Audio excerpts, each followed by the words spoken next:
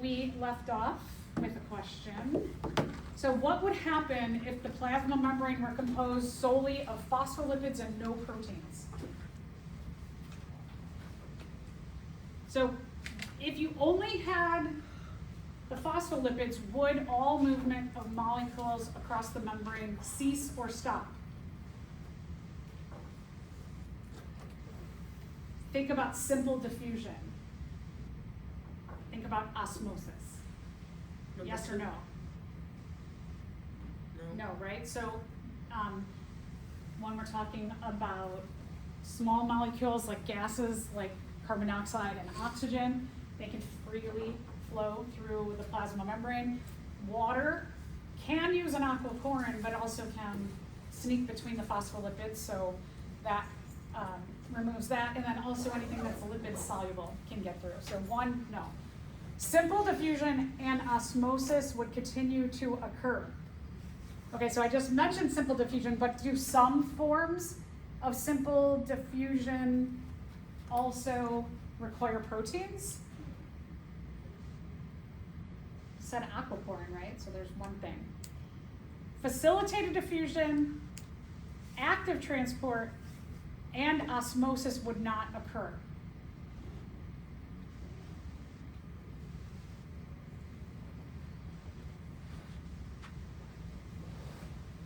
So these definitely, facilitated diffusion and active transport, they need proteins.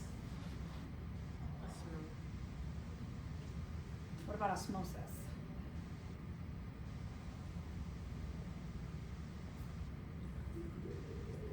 So I definitely, we're down to these, right? Thinking about them. Movement of all molecules. Movement of molecules across the membrane would not be affected. No, not true. Okay, so let's go back. Let's go back.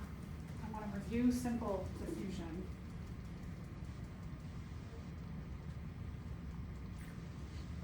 I passed it, didn't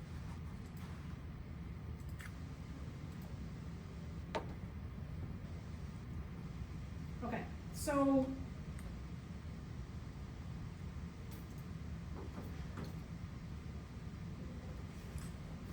Okay, so one thing about simple diffusion is simple diffusion, we have water through osmosis can happen via simple diffusion.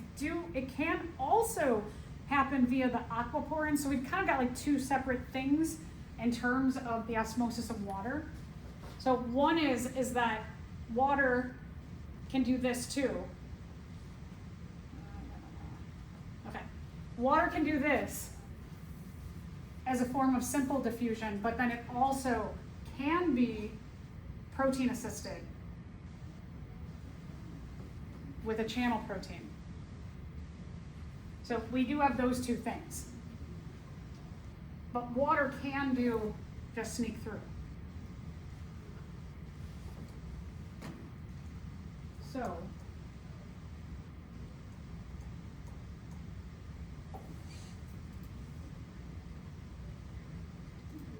back to our question here. We know this is going to take a protein. We know this is going to take a protein. So we know that those are out. Those would not occur. Osmosis, while it uses an aquaporin, could it continue without a protein? Yeah, so that limits that. Simple diffusion, we said simple diffusion can occur. Osmosis, again, it can still occur even without a protein. So here our best answer is that one. I know this is a very, very specific question, that osmosis can continue without a protein, something that facilitates that, but this one cannot. All right, last thing I want to talk about in the membrane is how cells are connected together. That the plasma membranes can be held together in different ways.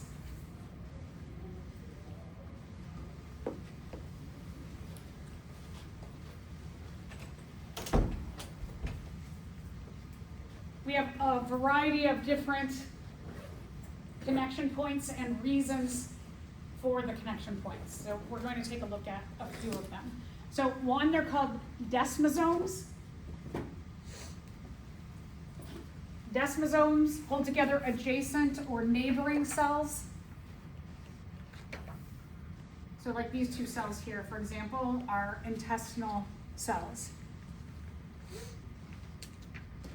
It would be really important for our intestinal cells to make a barrier to not allow feces and broken down material to get into the rest of our body. So they do have to be, and it looks kind of almost like sewing, that they're sewn together.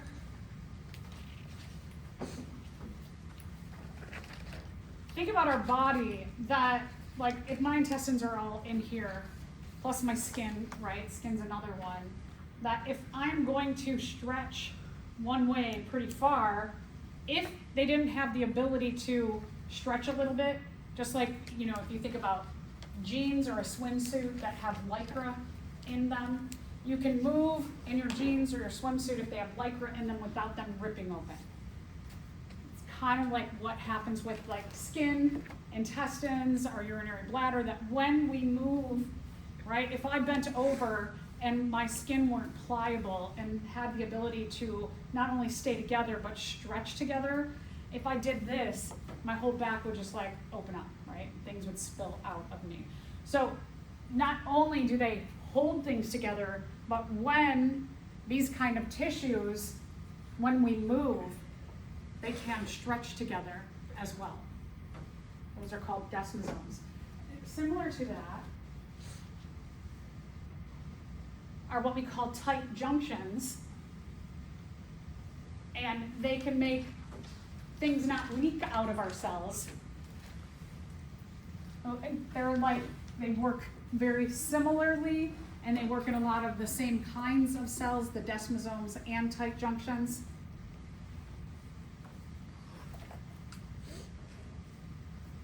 A lot of our organs and tissues produce liquidy type things that we don't want spilling into the wrong areas of our body.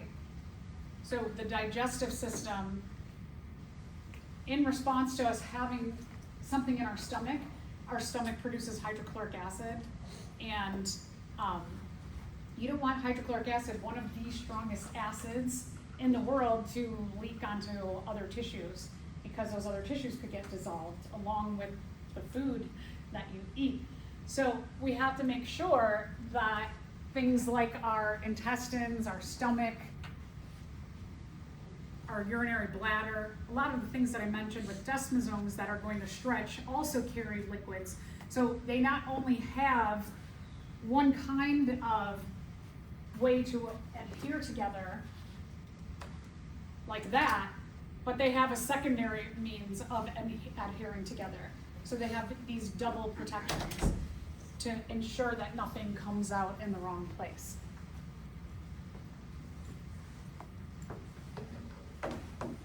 There's also gap junctions for something like our heart. The way that our heart beats is through the communication and the flow of ions through our heart.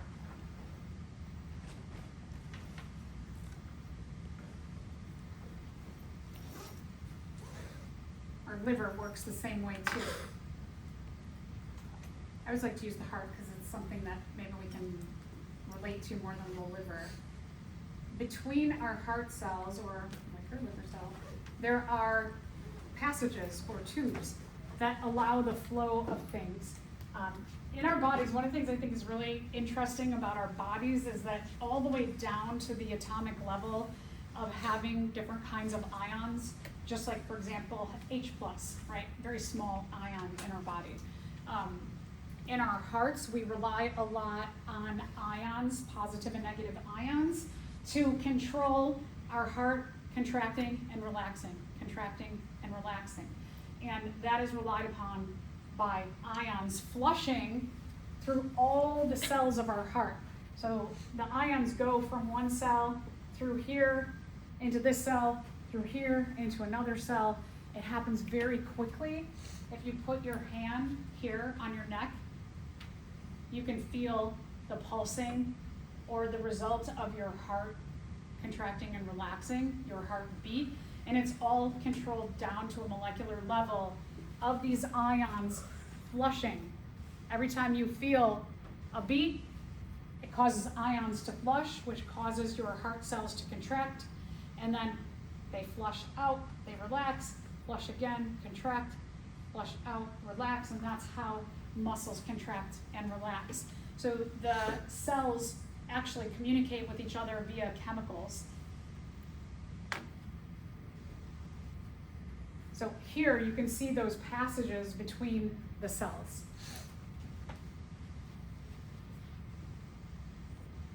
Just to mention, plants have also connections between cells very similar to our gap junctions here. Plants have what are called plasmodesmata, which also allow for the communication between cells. And again, it's going to be the flushing of some kind of atom or ion between cells.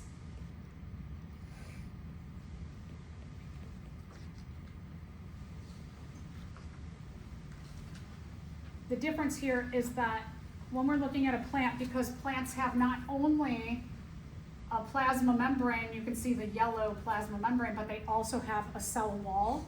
But these are a little bit thicker because they do make a connection not just between a membrane, but also between a membrane and a cell wall.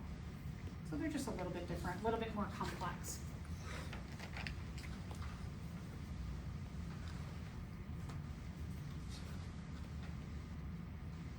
Last question. The plasma membrane performs all functions, all of these functions, except which one? Does the plasma membrane regulate the flow of materials in and out of the cell? Good, okay. Does it facilitate protein synthesis? I know there's stuff about proteins, right? I see some head shaking, no. So, but does it actually make proteins, the cell membrane? Okay, good. A lot of people are saying, does it provide a barrier? Yeah, we know the phospholipids do that. Does it facilitate communication with other cells? We just went through that. And does it maintain concentration gradients? Yeah, we talked about that. Good. Okay, so the correct answer I don't have highlighted, but it facilitates protein synthesis. Plasma membranes do not do that. Okay, good. Let's move on to the next chapter. So we spent a whole chapter just talking about cell membranes and what they do. We're going to spend a whole chapter talking about a special kind of protein, which are, I should say, a special class of protein called enzymes. Enzymes, what our enzymes do, have a huge effect on our energy. And we will see that the ability of us to have enzymes actually saves us so much energy within our cells.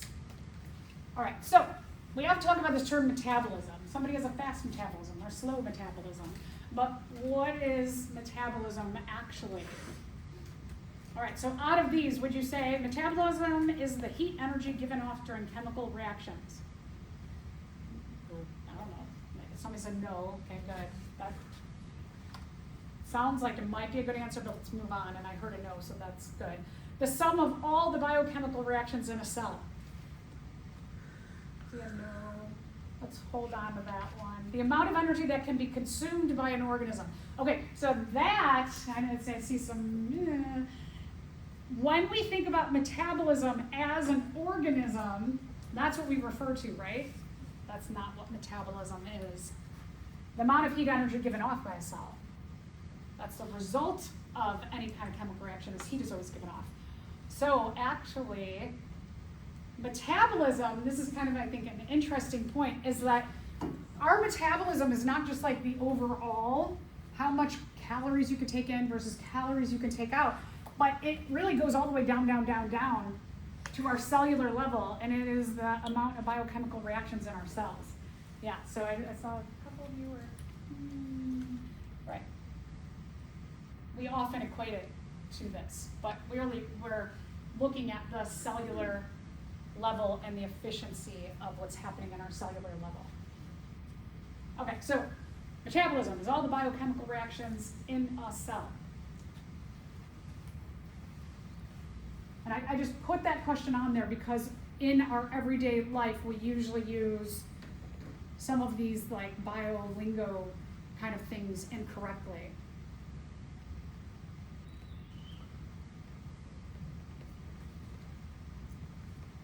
It often speaks a lot to our illiterate scientific nature as a society, that we say things and then they catch on and then everybody says that thing. So it's gotten a lot harder and harder for science right now than ever to know what's actually supported by data and information and what is not.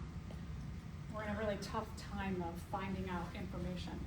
So metabolism, all the biochemical reactions in the cell, we are going to look at, in us, we'll look at cellular respiration and see how that's important. We've looked at some other reactions. We looked at dehydration, synthesis, and hydrolysis, how we make and break molecules in our cells. We're also going to really investigate what's important about this little kind of energy called ATP and find out, like, why is this so great for us? All right, so what is energy? Energy is the capacity or ability to do work.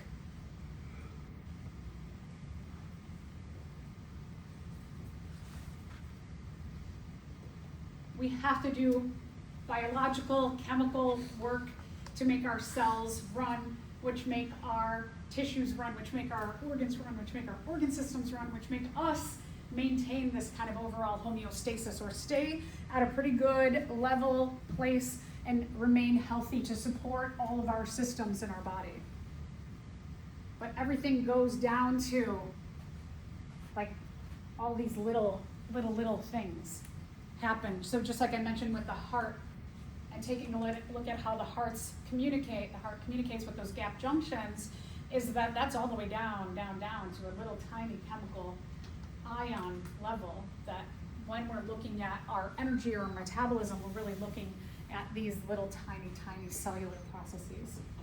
One of the other things that happens, and we'll get into the laws of thermodynamics in a second, is that we lose a lot of energy as heat. All right, so two types of energy. There's kinetic energy, which is the energy of movement. At the cellular level, when we're talking about the energy of movement, we're talking about the breaking of bonds. That what's really moving are some kind of little molecules and compounds and ions within our cells. So kinetic energy, the energy of movement, we often might think of like kinetic energy as like I'm walking, I'm running, I'm doing exercise, but it's all the way down to just when we're talking about hydrolysis, for example, and we're breaking a bond. That's kinetic energy at its core. Potential energy is stored energy. We might think like, oh, I store energy in the fat stores in my body, but that's like a bigger idea about our storage of energy, but this goes all the way down to the chemical level, where we are storing energy when we do a dehydration synthesis and we make bonds.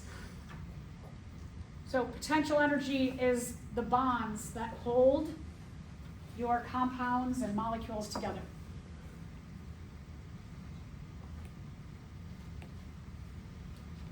A little bit about the laws of thermodynamics. So the first law of thermodynamics is the law of conservation of energy.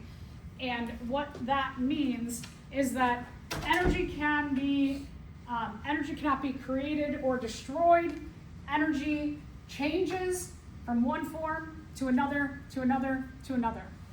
So that energy from the sun, it is taken in photon energy. It is changed through the process of photosynthesis, into glucose.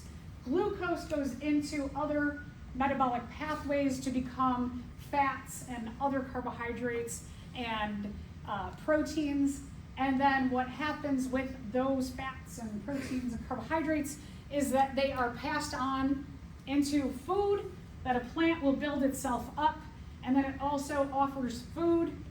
That food gets eaten by something like us, if we eat, like, let's say, a tomato, or that food gets eaten by another animal, and then we eat the animal or we eat the plant, and we see it every step. Then the food goes from sunlight energy to the energy of food to maybe ourselves or another organism, and then the food starts getting broken down at the cellular level in cellular respiration, which eventually becomes a really important source of energy, which is ATP. We have that conversion of energy at every step. And that's the first law of thermodynamics.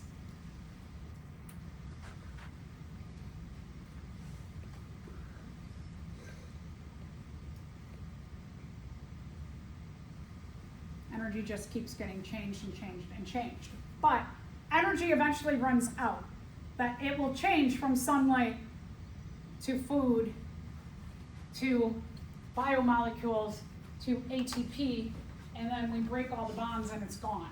So energy just keeps getting broken down, and then we need a constant energy source. That's why it's great to have the sun, because the sun is a renewable source of energy, because the earth turns away from the sun and then it goes back to the sun, and here we get more sunlight. Every day we get more sunlight, and we get more conversion of that sunlight energy.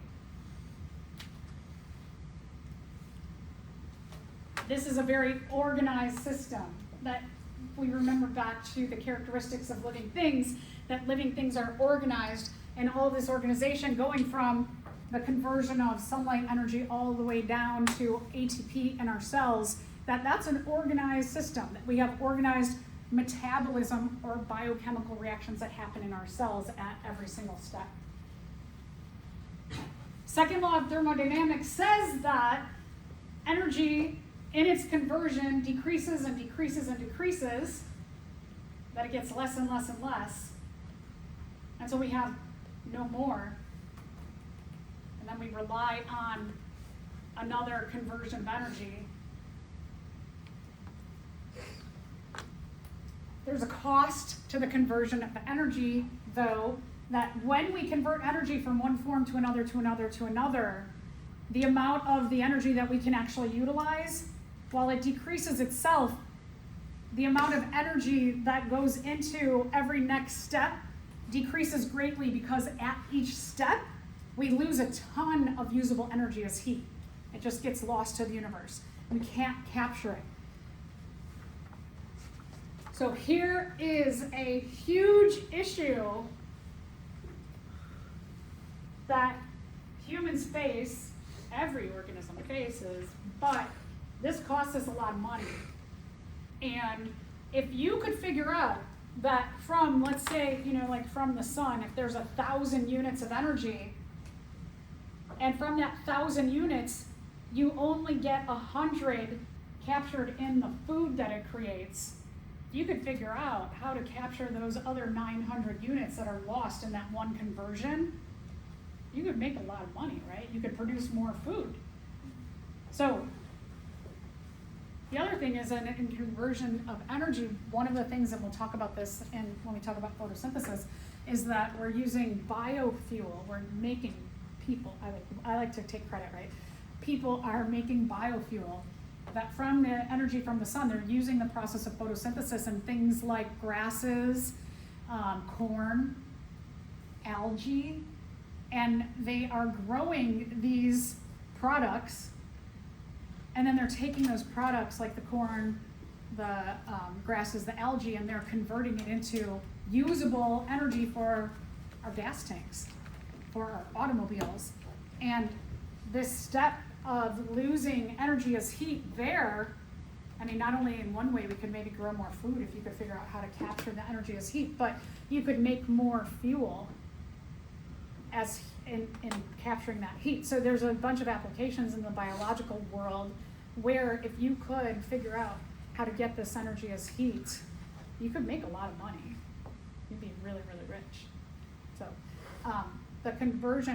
in the conversion of energy from one form to another, the amount of usable energy being lost in a biological system is about 90% loss. That's huge, right? So like I said, 1,000 units of sunlight energy to make a tomato, you only get 100 of those 1,000 units. If you could figure out how to capture some of those other lost units, you can make more tomatoes, or you could make more gasoline, and you could inevitably make a lot of money doing that. So there are definite applications in this. And biological systems, it's about 90% loss. It depends on which biological system. And remember that we're really, really organized, that we're a very organized system, and we're still losing like 90% of the energy. Let's say here, we know that a conversion of energy, and this is just some random, like they're saying about 75% lost here. It's probably more in a mechanical system. And Chloe, maybe do you know anything about this conversion of energy, loss of heat? We did have that in physics. Yeah. But it's a lot, right? Yeah, it's huge. So the energy of gasoline comes from the conversion of energy from living things getting compressed over time in the ground to become fossil fuels like gasoline, other forms of oil, coal, and natural gas. So those ways that we take that energy from a living thing, convert it into the energy of fuel, convert it into the energy of movement, that we see that conversion of energy. And you know that when you drive your car, this conversion of energy from a living thing to a fuel to moving your car, if you put your hand on the hood of your car after you drive it from home to campus, how does the hood feel? Hot, right? Your car gets hot. So you can actually physically feel that conversion of energy in mechanical systems. That's why oftentimes mechanical systems, if we're looking at like even like the heating and cooling of a building like this and the conversion of energy to making cool air or hot air, is that you can't shove them into a small room because those mechanical machines can overheat and break down. So you often have to have a big enough space to release that heat and not burn out your machines. So there is a lot to be said about like the craziness of the cost of conversion of energy and the laws of thermodynamics. There is so much that can be done here that it just takes some good brain power that I know you all have in you. So figure that out. During photosynthesis, plants convert light energy to chemical energy. This is an illustration of which law of thermodynamics. So specifically, does this fall into the first or the second law? Is it saying anything about the loss of energy as heat? No. So if it added on, if we were talking about the loss of energy of heat, we would be referring to the second law. So just the conversion of energy is what it's talking about. So that makes that one the correct answer.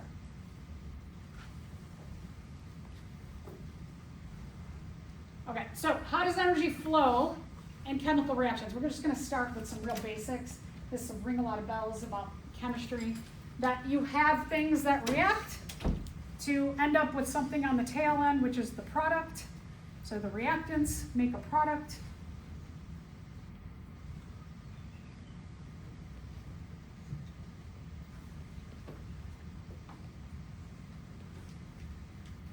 We'll look at some simple equations. We saw this already, that we had things that reacted to make some products. When we took two monomers and they reacted by dehydrating water out, we synthesized. So we already saw that. That was dehydration synthesis, was one way that we saw an easy equation. If we took something bigger, like a polymer, and we put water into the equation, we could break that polymer apart. So we have already seen this kind of concept of making and breaking molecules or chemical reactions. So A plus B makes C plus D. A and B are the reactants, C and D are the products. All chemical reactions fall into either a category of where energy goes into or out of the equation. We know energy's in there somewhere. They're called exergonic and endergonic. If you remember endocytosis and exocytosis, that exocytosis means something was going out of the cell or exiting the cell. Exergonic means energy is exiting or on the tail end of this reaction. Endergonic, like endocytosis, means into, into. Energy has to be put into, just like something is taking into the cell in endocytosis. Exergonic reactions release energy. Energy exits the equation, the reaction. It's on the tail end with the products.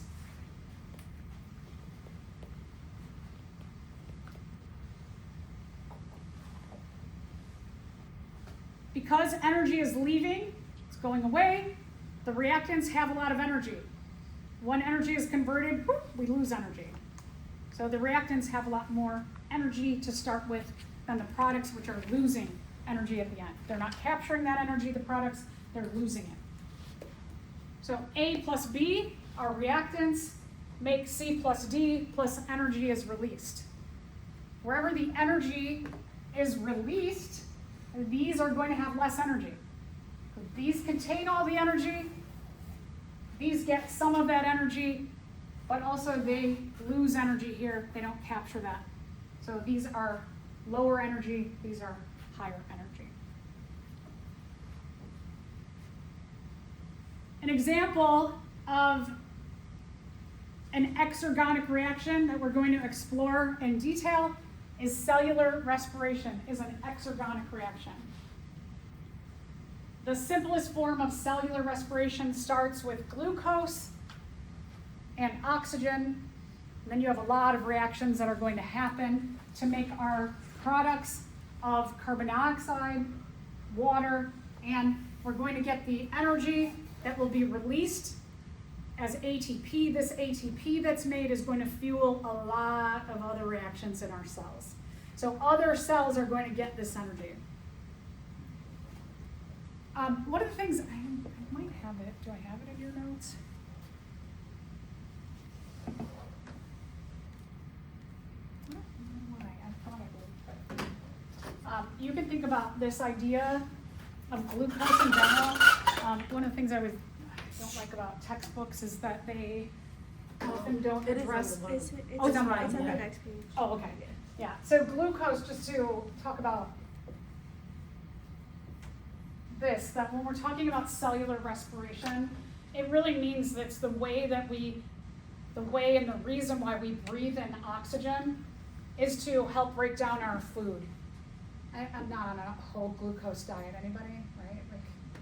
I don't even know where you would just be on a glucose diet. So the glucose is the easiest thing that goes into cellular respiration, but everything goes into cellular respiration. Any kind of our energy sources that we eat, drink, they go into cellular respiration. So this is just like a generic holder for the idea of your food with oxygen becomes these things, but really the whole big idea is it makes a lot of ATP. And that ATP is really, really, really good for all those little tiny cellular reactions to go.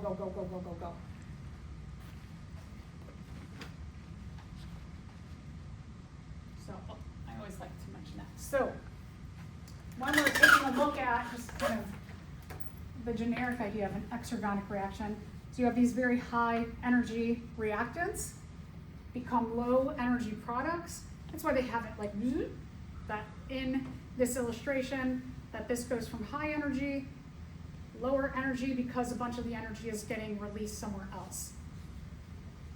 In cellular respiration, your food, or simply glucose, and oxygen, 6 oxygens, in a very simple, perfect cellular respiration equation.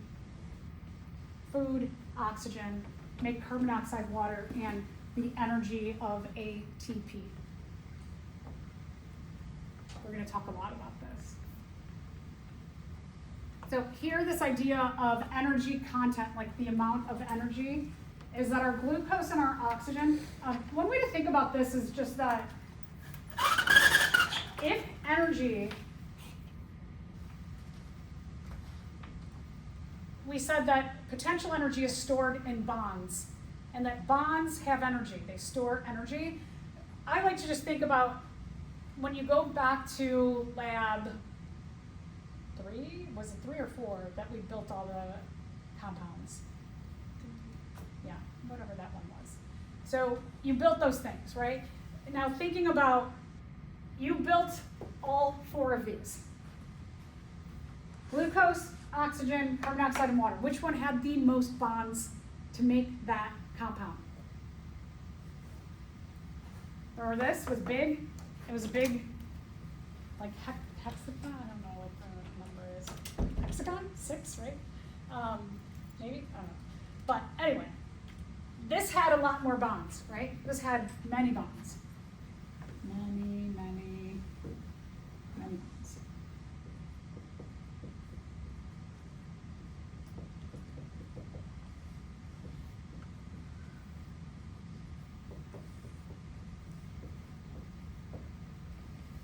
So just thinking about glucose that you built had many bonds, right? You added, put all those carbons with an oxygen on the central ring, and then for each carbon you added on at least hydrogen and an OH, a hydroxyl group, and then you had that carbon 5 that had that big carbon 6 group. So you made a lot of bonds to build this. Oxygen was like that. Carbon dioxide gets a carbon and 2 oxygens. And here we have 2 hydrogens and an oxygen, so not that many bonds here. Definitely a lot more bonds here. So that's why these are higher energy, because you have more bonds.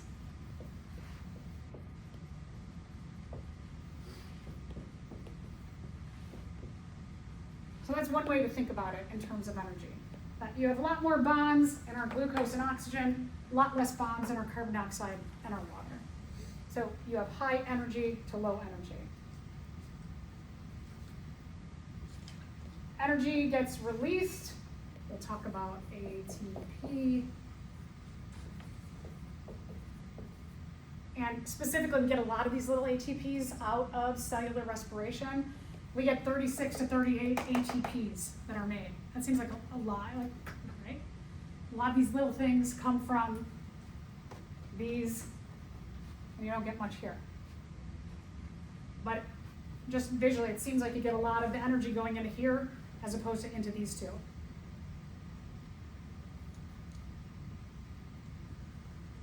And just to address, the energy will go up at the beginning because you're going to need a little bit of an input of energy to get this started.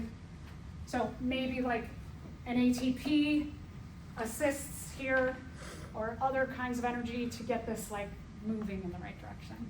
We always use a little energy to make things go. You know, sometimes students are like, why does it go up? All right, so just to show you, exergonic reaction, we have high energy reactants that make low energy products and a release of energy somewhere else. Always too, you get a lot of energy lost as heat as well. Okay, so endergonic reactions, endo means into, we have to put energy into this reaction to make it happen, to make our products. Our products are going to capture a lot of this input of energy. So our reactants themselves are low energy, and then you need a big input of energy also. So you have energy up front. These don't have a lot of energy. We get energy input. These capture the energy. Photosynthesis is an example. Input of energy from the sun gets carbon dioxide and water going. Other energy gets put in a little bit here and there. But we make these really great products, especially glucose or our food. So the energy of sunlight, a lot of this energy here, the energy from the sun, is being captured by your food. There's that conversion of energy we talked about earlier. These aren't particularly full of energy, as we said before. This doesn't have a lot of energy either. It's got 2 bonds. So the majority of our energy from the sun is coming into making our food. Generically, our reactants are low energy, so either lower here, a lot of energy input from somewhere else, make our high energy products that capture the energy. When we're talking photosynthesis, energy from the sun, carbon dioxide and water, going to make our food and oxygen. Okay, we're going to stop there. So, lab today, I don't want you to write up the lab. I don't want this lab to get written up till we finish lecture on this chapter, because a lot of what you're going to reflect on in the lab in terms of conversion of energy and things like that, this next stuff will clarify. So all you're doing today is taking the data. But data collection takes about 40 minutes, and it takes a little bit to set up and take down. So